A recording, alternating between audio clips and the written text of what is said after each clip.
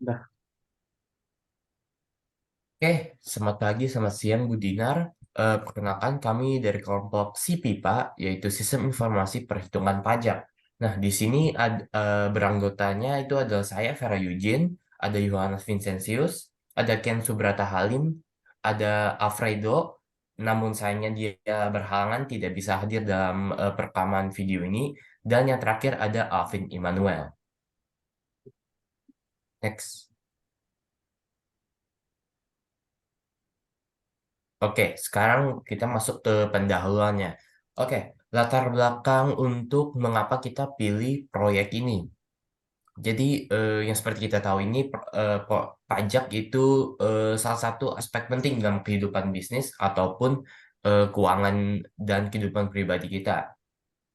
Jadi, untuk memenuhi kewajiban perpajakan ini, perusahaan atau individu harus secara tepat menghitung jumlah pajak yang harus dibayarkan sesuai dengan gaji dan sesuai dengan kehidupan dia. Proses penghitungan pajak ini seringkali membutuhkan perhatian yang cermat terhadap peraturan perpajakan yang terus berkembang dan semakin kompleks. Oke, jadi pada umumnya sebenarnya perhitungan pajak ini melibatkan beberapa variabel seperti pada pendapatan, pengeluaran, jenis transaksi, klasifikasi aset, serta peraturan fiskal yang berubah secara periodik. Untuk meminimalkan risiko kesalahan perhitungan, jadi itu penggunaan program komputer atau perangkat lunak yang dapat melakukan perhitungan pajak secara otomatis ini menjadi salah satu kebutuhan yang sangat penting.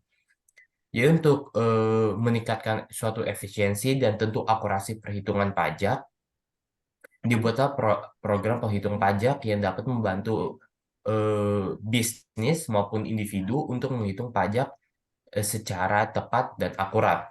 Program ini dirancang untuk memperhitungkan kompleksitas aturan perpajakan yang berlaku serta memudahkan pengguna dalam memasukkan data dan mendapatkan hasil perhitungan dengan tepat.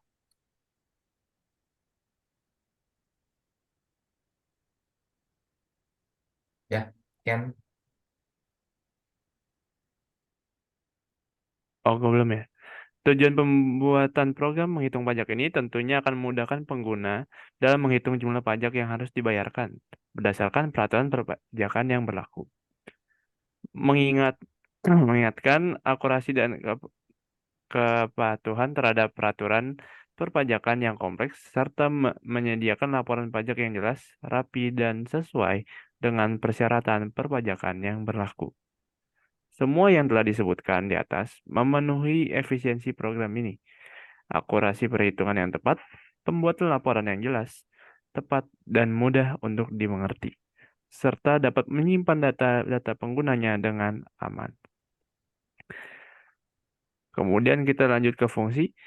Eh, Fungsinya sendiri penghitung otomatis. Program penghitung pajak memungkinkan pengguna untuk melakukan perhitungan pajak secara otomatis berdasarkan aturan perpajakan yang berlaku. Dengan memasukkan data yang diperlukan, program dapat menghasilkan jumlah pajak yang harus dibayarkan tanpa perlu menghitung secara manual. Penyederhanaan proses dengan adanya program penghitungan pajak proses, perhitungan pajak menjadi lebih mudah dan efisien.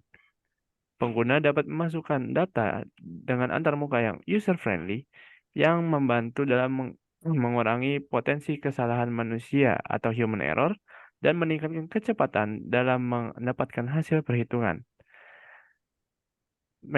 Lalu fungsinya juga ada manajemen data yang lebih efektif.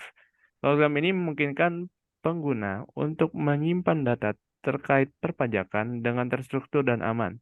Data-data ini dapat digunakan kembali untuk perhitungan di masa mendatang, serta membantu dalam penyusunan laporan keuangan dan perpajakan.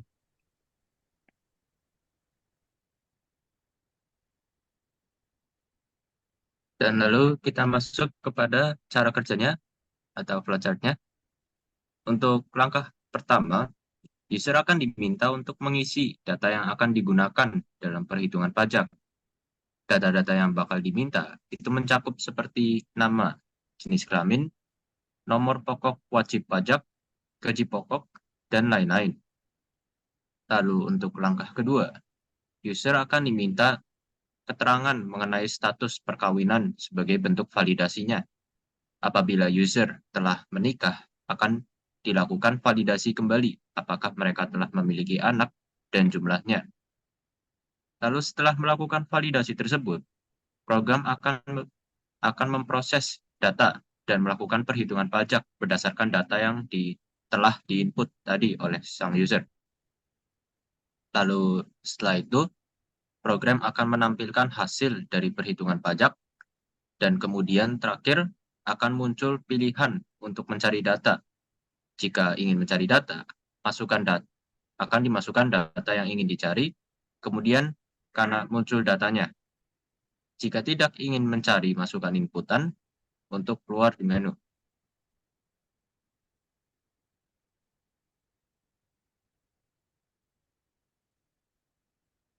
Oke, selanjutnya ada pembagian class dalam project ini. Yang pertama ada pajak, project, dan user. Jadi kita langsung ke source code-nya aja.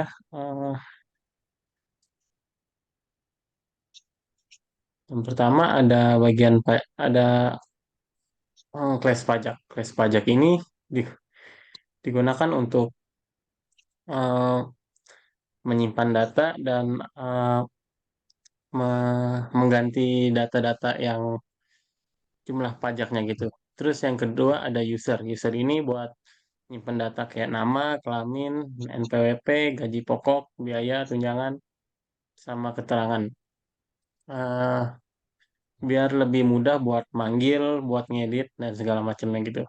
Terus yang ketiga ini ada bagian project. Project ini merupakan kelas mainnya atau kelas utamanya. Jadi di sini tuh ada yang pertama fungsi main. Di sini ada code-code mengenai inputan data awal. Terus ada inputan data-data nama yang dibutuhkan dalam program. Ada validasi tadi mengenai apakah sudah menikah, mempunyai anak, seperti yang dijelaskan di flowchart tadi. Terus ada juga try catch buat input output buat error handlingnya. Terus di sini juga ada uh, pilihan untuk mengurutkan berdasarkan apa. Jadi kayak udah kita setelah selesai dihitung, user bisa milih nih mau di input berdasarkan nama dari A sampai Z atau Z ke A atau dari pajak terbesar maupun pajak terkecil. Eh, dan di sini ada switch case bercabangan dari code-code pajak yang tadi. Nah, di sini ada code yang buat sortingnya.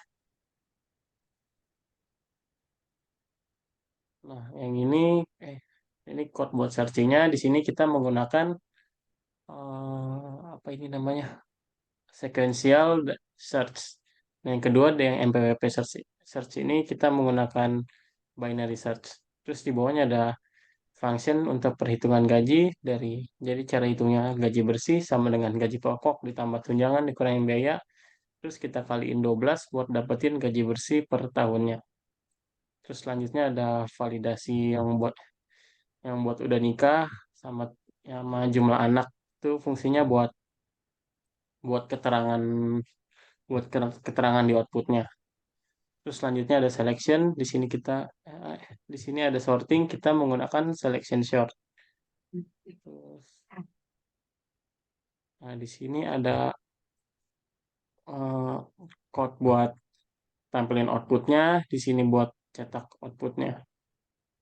Terus yang ini kita lakuin buat perhitungan pajaknya.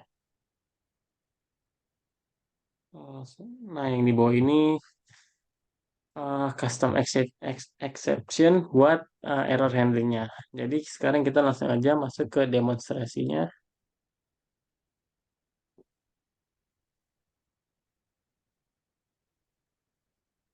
Yang pertama kita diminta untuk memasukkan tanggal. Kita masukinnya tanggal hari ini 2023. 12. 12.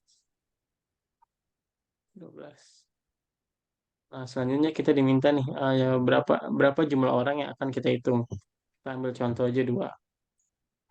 Terus kita masukin data-data sesuai yang diminta, kayak nama, jenis kelaminnya apa, nomor NPWP, ini kita ambil contoh aja, satu. Terus kita masukin nih gaji per bulan kita berapa. Contoh 8 juta. Terus jumlah tunjangan, ini kayak tunjangan makan, tunjangan kesehatan, transport, dan lain-lain. Kita ambil contoh mungkin 300. Tunjangan biaya ini kayak biaya jabatan, biaya asuransi, dan segala macam. Kita ambil contohnya 150. Nah, ini buat validasi nikahnya. Kalau kita udah nikah, kita tulis ya. Terus udah punya anak apa belum, kita tulis iya. Kalau udah, jumlah anaknya berapa? Contohnya 3. Terus ini buat data yang selanjutnya. Tadi kan soalnya kita input jumlah orang yang ingin dihitung 2. Kita ambil contoh.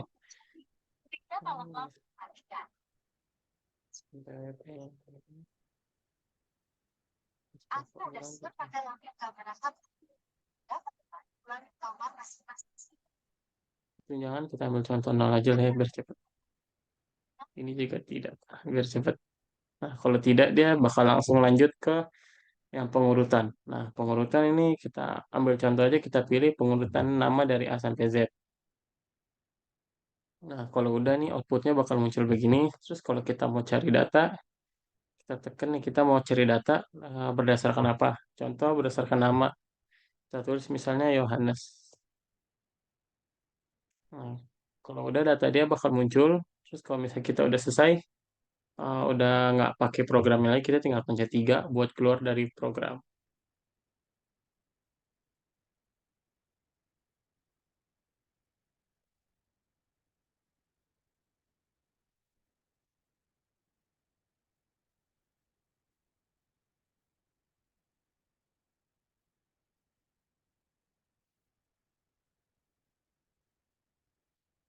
Nah, jadi sekian presentasi proyek dari kelompok kami. Apabila ada kesalahan, mohon dimaafkan.